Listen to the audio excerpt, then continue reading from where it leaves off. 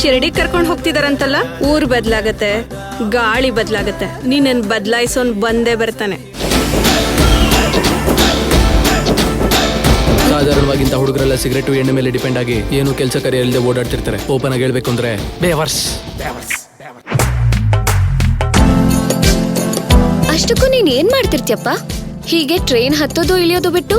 ಪ್ರಾಸ ನೀವು ಎರಡು ಚೆನ್ನಾಗಿದೆ. ದೇವ್ರೆ,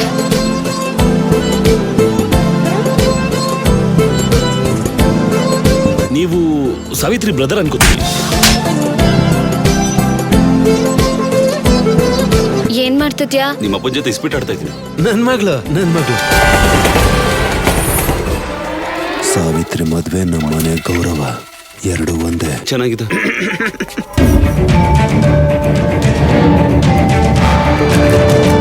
ಮದುವೆ ಅನ್ನೋ ನಿನ್ನ ಹುಚ್ಚು ಆಲೋಚನೆಯಿಂದ ಇನ್ನೂ ದೂರ ಮಾಡ್ತಾ ಇದೀಯ.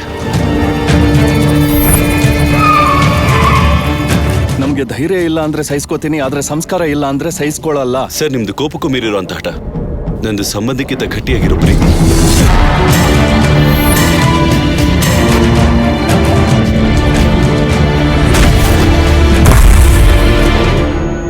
ಇನ್ನೊಂದ್ಸಲ ಸಾವಿತ್ರಿಗೋಸ್ಕರ ಗಾಡಿ ಹಾಕೊಂಡು ದೇವಸ್ಥಾನದ ಹತ್ರ ಬಂದ್ರೆ.